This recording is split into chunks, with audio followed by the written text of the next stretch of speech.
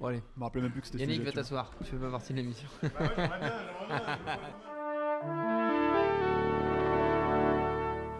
Bonjour.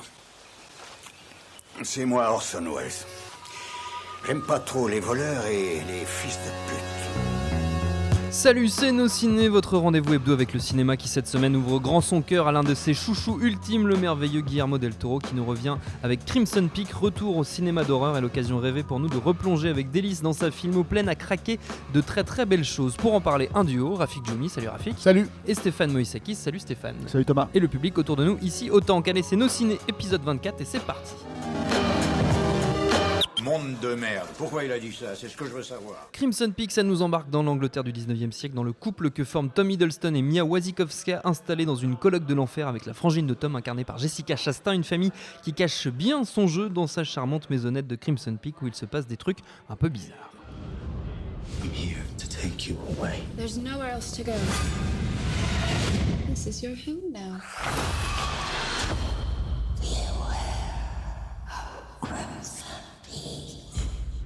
Oui, ça fait peur. Nos deux amis autour de la table ont vu Crimson Peak, qu'en ont-ils pensé, Rafik?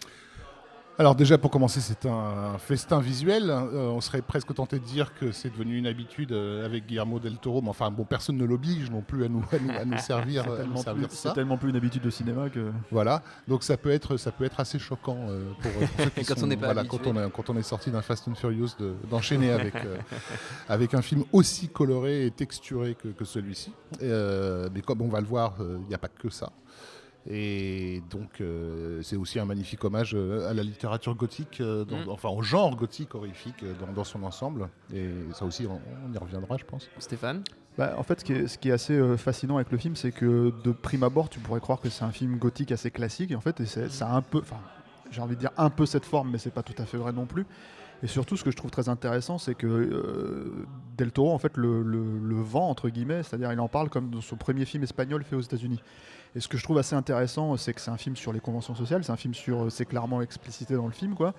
Et c'est la première fois qu'il traite en fait un pan de sa carrière avec une certaine jonction. C'est-à-dire que Del Toro, on le connaît pour ses films espagnols, qui sont en général révérés par la critique, et on le connaît pour ses films américains qui sont en général la critique chie dessus. Donc voilà. Donc d'un côté tu as Labyrinthe de Pan et Les Chines du Diable, et de l'autre côté tu as Pacific Rim et Blade 2 et d'autres évidemment. Et le truc c'est que le film parle aussi déjà plus ou moins de ça, c'est-à-dire qu'en fait il fait à la fois la jonction entre les deux, on va dire, dans cette logique-là. Et en même temps, en fait, c'est un film qui est le pont entre ces deux, enfin pas ces deux univers, parce que c'est la même personne. Hein, Oui. c'est Et qui a déjà des parallèles dans tous les sens. Voilà, entre tous donc ces films. Mais voilà. que oui, Et on va dire entre les deux cartes qu'il a dans son jeu, quoi. Exactement. Et le truc, c'est qu'en fait, c'est un film qui donne la réponse à la question qui était posée dans Les Chines du Diable. C'est quand Les Chines du Diable, en fait, commence par qu'est-ce qu'un fantôme? Qui est né sous le fantasme. Voilà. Celui-là, il commence clairement par les Ghost fantômes Hill. existent. Voilà. Ghost Donc, Hill, this I know for sure. Voilà. Ouais. Donc c'est clairement un film somme pour Del Toro. Et c'est assez surprenant parce que c'est vraiment en sous-thème en fait du film, quoi. Et je pense qu'il arrive à un aboutissement aussi de certaines formes d'horreur qui le fascine, ne serait-ce que par les films qu'il a produits récemment, ne serait-ce que par le fait que ces films d'épouvante comme ça n'existent plus vraiment dans le système hollywoodien, ne serait-ce que parce qu'il n'a jamais réussi à faire, pour l'instant, son adaptation de Lovecraft, et que là, en fait, il fait un vrai film militant, c'est-à-dire qu'il fait un film d'horreur beau, cher, mais vraiment horrifique, vraiment gore en plus, parce que c'est surprenant aussi, en fait, vraiment sexué. Enfin, voilà, donc c'est un film assez plein. Effectivement, apparemment, la critique est pas très tendre. Non, avec, la critique est pas tendre, et ça serait presque attendu. Je pense même qu'une partie du public ne sera pas tendre avec le film, parce que tu parlais de conventions. C'est un film qui effectivement a pour thème en partie les conventions sociales, mais aussi les conventions de la narration et du jeu avec le public. C'est-à-dire que c'est un film qui ne propose pas du tout de porte d'entrée comme on est habitué à nous en vendre aujourd'hui régulièrement, ou pour nous faire un film fantastique il nous faut un tunnel d'une demi-heure pour nous faire éventuellement accepter le fantastique. Et ça c'est un truc que Del Toro a clairement décidé d'abandonner il y a un moment, puisque c'était déjà le cas de Pacific Rim, où une minute, montre en main, tout était posé. C'est une façon de dire au spectateur, tu sais ce que tu es venu voir. Oui. On va pas perdre du temps À essayer de faire genre, je vais te faire oh là croire là, à mon Dieu, l'univers, mais qu'est-ce qui voilà. se passe? Alors, il y aurait des fantômes dans ce film que... Voilà, non.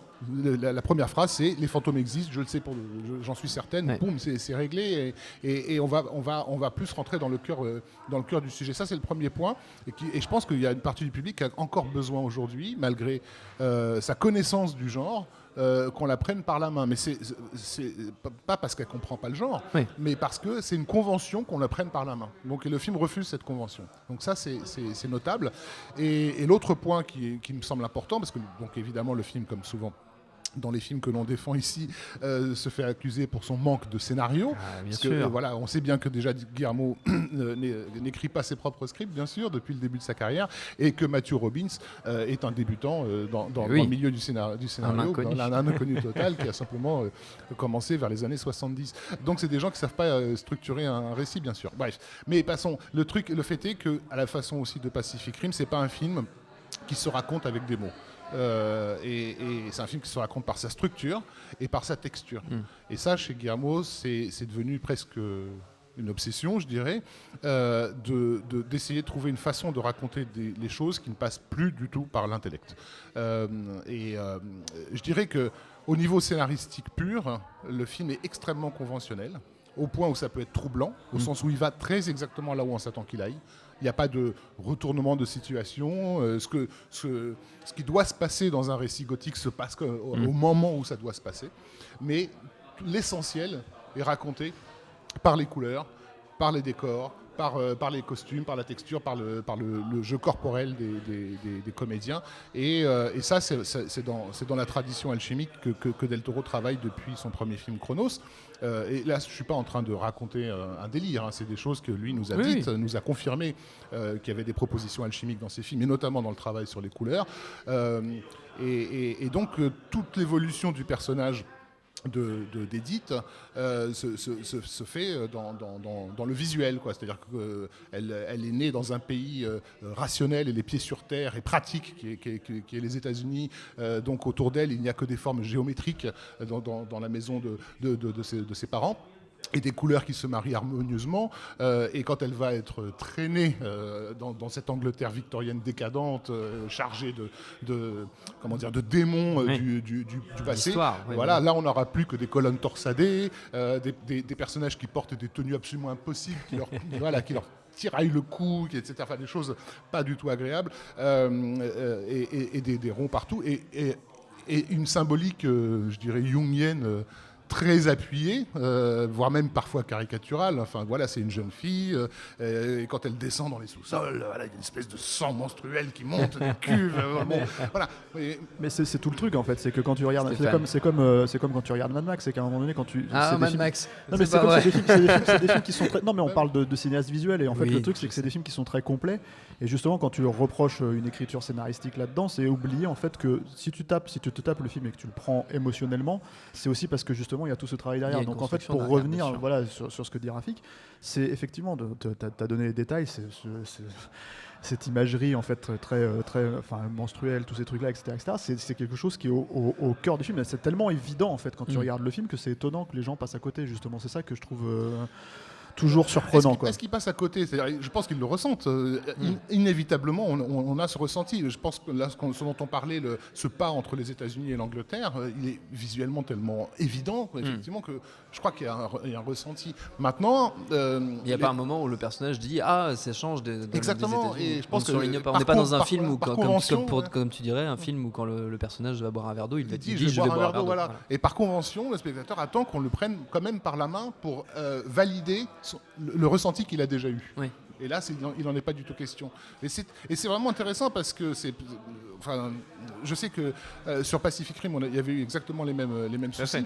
Et sur Internet, j'étais tombé sur un truc extraordinaire. C'était un gars qui avait raconté comment sa copine avait vu le film. Et sa copine, elle avait un problème de dyslexie assez violent, assez dur.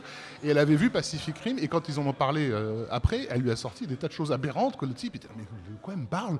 Et la nana, elle avait vu le film, c'est-à-dire elle avait lu Et elle Ouais. disait mais si bien sûr, puisqu'elle a perdu sa chaussure, alors donc ses cheveux à ce moment-là ils sont colorés de cette façon. Et donc elle qui avait du mal à travailler justement avec le langage, à penser avec le langage, elle avait complètement suivi le chemin annexe que Del lui Toro proposait le proposait film. à travers le visuel, quoi. Et je pense que c'est la même chose pour Crimson Peak. Crimson Peak, c'est en ce moment au cinéma, on l'a dit, et on continue.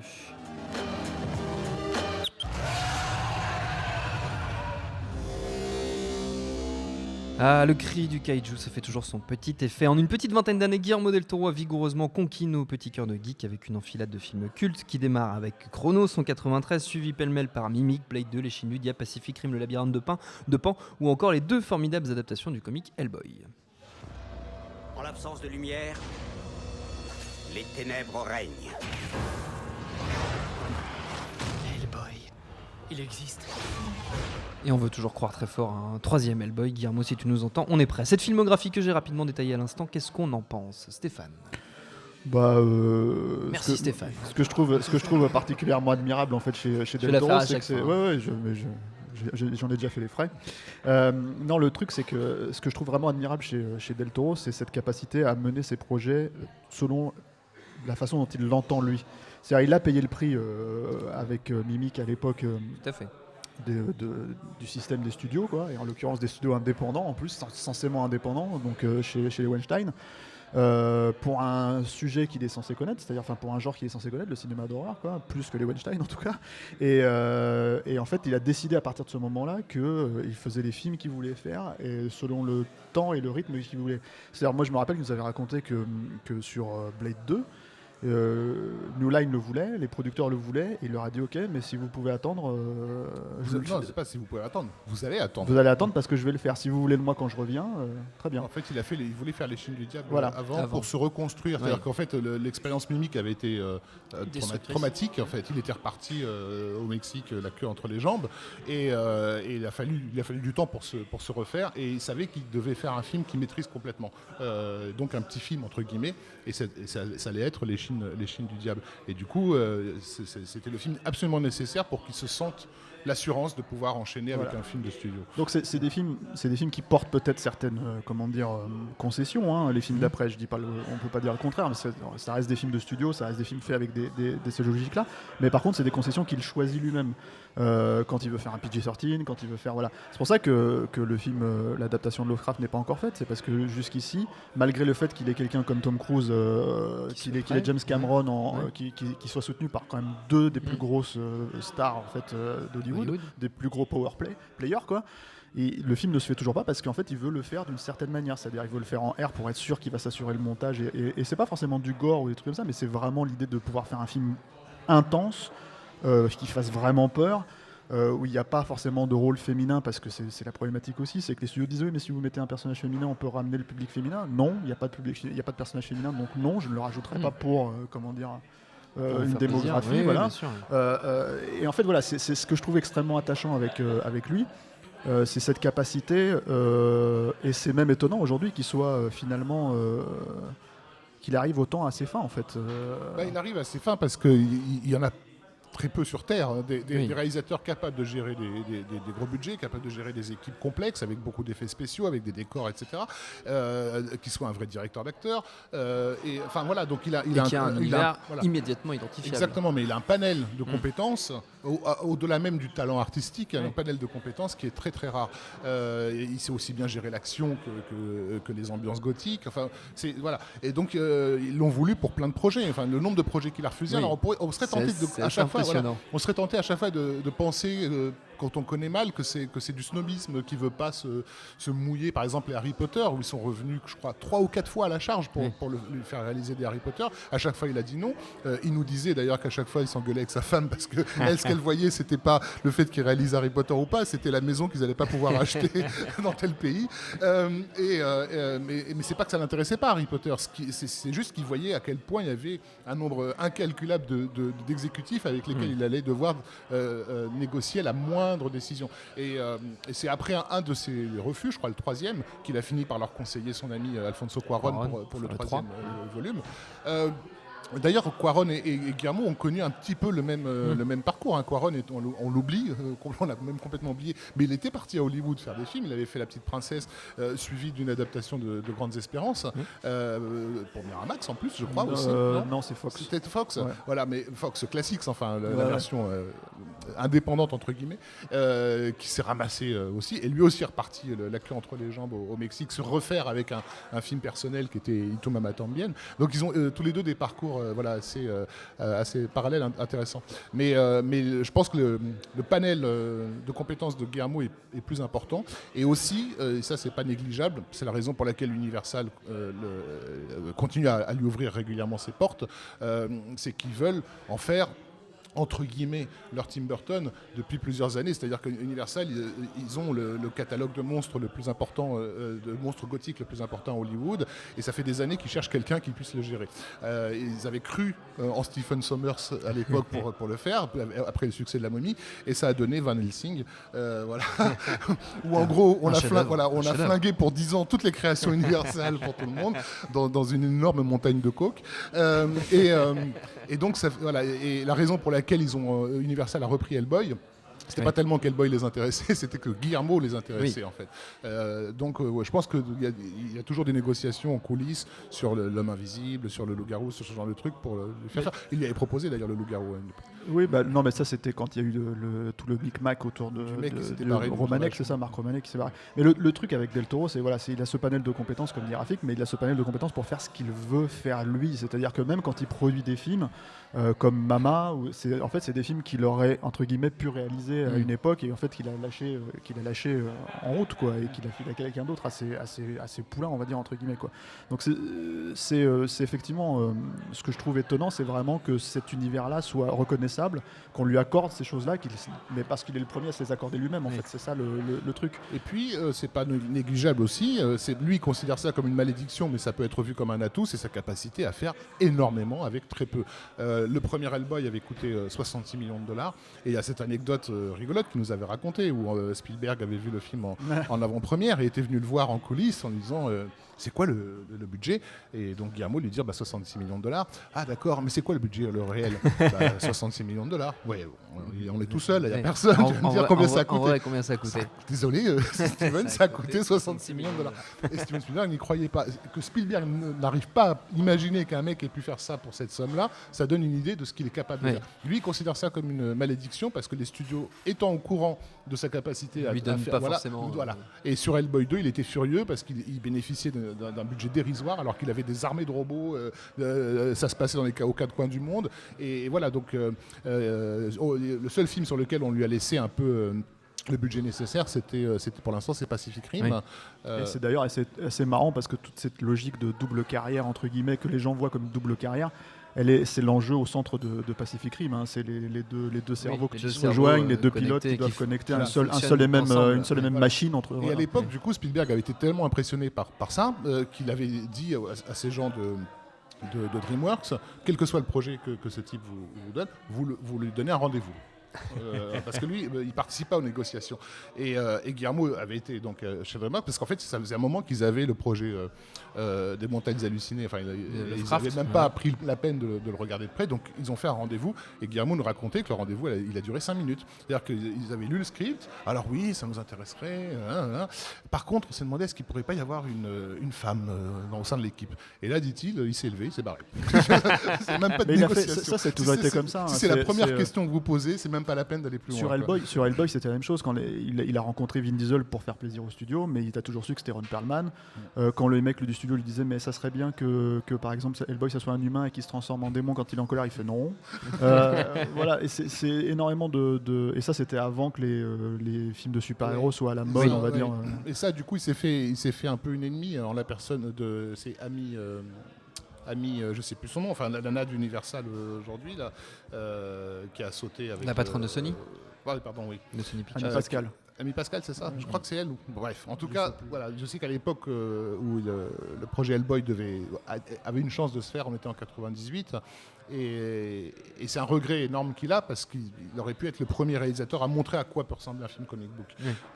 Alors que d'après lui, c'est X-Men qui a lancé la vraie vague, en fait, quoi.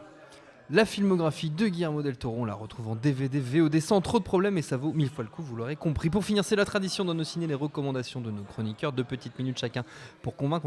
On essaie de rester dans le thème si possible. Del Toro et associé, Rafik. Oh, il y aurait tellement de choses, mais Stéphane en a un peu parlé tout à l'heure, mais je recommande vivement le film Mama. Que Guillermo a produit après avoir découvert un court-métrage qui était déjà en soi fascinant, mais qui durait 5 minutes. Il a produit le long, et effectivement, c'est de tous les films que Guillermo a produit, c'est celui qui par moment aurait pu être du Del Toro. Oui. Stéphane. Moi, je vais recommander Blade 2 parce que c'est pas que c'est un film oublié. Hein. Je pense que les vrais fans de Del Toro le savent, quoi. Ça a été le point d'entrée pour pas mal de gens en plus. Ça a été le point d'entrée pour pas mal de gens, mais c'est surtout comme c'est sorti en même temps que Les Chines du Diable, on a vraiment compris en fait que c'était un réalisateur qui était capable de faire tout, c'est-à-dire vraiment à sa manière. Hein. Et le truc, c'est que c'est surtout pour moi en fait un des rares films totalement complets, décomplexé et en même temps, un vrai rêve, un vrai fantasme geek en fait. C'est-à-dire que j'ai du mal à comprendre que si on s'estime geek, on n'aime pas Blade 2. Il y a absolument tout dans ce film. Donc voilà quoi. Et puis juste, il y a un livre de John O, de l'illustrateur John O, illustrateur du Seigneur des Anneaux et du Hobbit, sur les dragons, qui a été fait en collaboration avec Guillermo. Alors Guillermo n'a fait que la préface officiellement, mais vu qu'ils avaient bossé ensemble sur la préparation du Hobbit et que justement un de leurs boulots c'était de créer le dragon magnifique du film, ce livre qui est en fait se présente comme une espèce d'ouvrage zoologique sur les différents dragons qu'on peut trouver sur Terre. Il y a pas mal de Del Toro qui s'est glissé dedans. Voilà, petit conseil de lecture pour terminer. Merci à tous les deux, merci à Jules à la technique autant qu'au public pour l'accueil. Prochain Nos Ciné dans une semaine, on parlera de Seul sur Mars, le gros carton annoncé du pourtant plus très inspiré Ridley Scott. D'ici là, vous nous retrouvez un peu partout sur le net, SoundCloud, iTunes, Deezer, YouTube, Facebook, Twitter. On s'appelle Nos Ciné à chaque fois. N'hésitez pas à réécouter nos précédentes émissions sur Sicario, sur The Visit, sur NWS, sur Mission Impossible, sur Mad Max. Et d'ailleurs, prenez vos places sur nosciné.com pour le marathon Mad Max qu'on organise le 31 octobre. Il n'y en aura pas pour tout le monde, alors maniez-vous. En attendant, on vous dit à la semaine prochaine. Salut à tous, c'est Jean Z. No Game, le podcast jeux vidéo, c'est tous les mercredis sur iTunes, SoundCloud, Deezer, YouTube, Facebook et Twitter. À la semaine prochaine.